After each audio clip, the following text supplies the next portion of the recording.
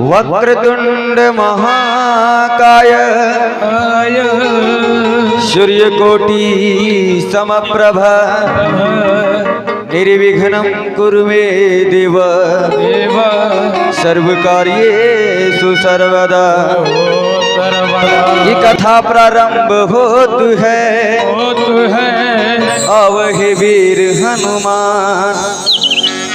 आसन लीजिए प्रभु प्रेम सहित बैठिए परम सुजान।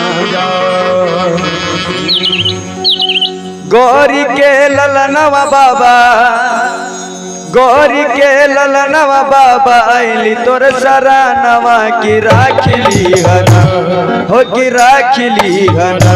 भक्त आइल तोर सरानवा की राखिली हना।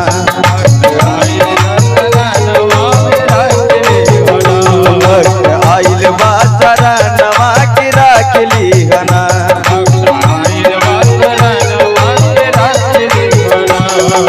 गौरी के ललनवा बाबा गौरी के ललनवा बाबा आइन तोर सरानवा की राखिली हना। भक्त गावेला भजनवा की राखिली हना। भक्त गावेला भजनवा की राखिली हना।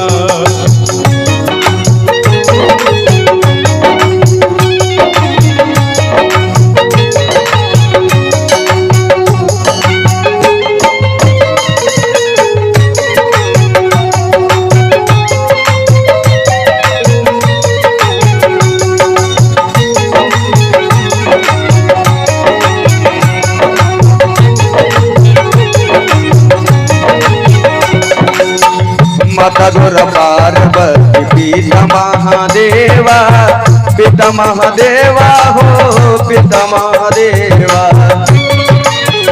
माता गुर पार्वती पिता महादेवा पिता महादेवा हो पिता महादेवा।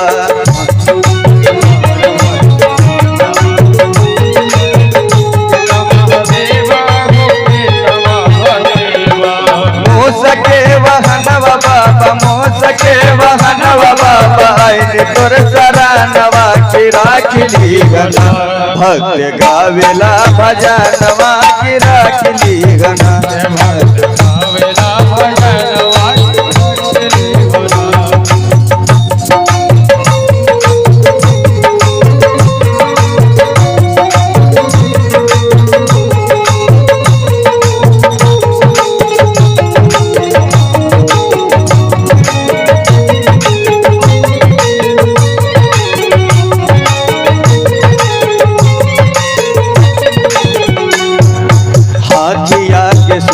पवल मनुषा के तनवा सब देवता में पहले हो खेला पूजनवा। हाथिया के सोड़ पवल मनुषा के तनवा सब देवता में पहले हो खेला पूजनवा।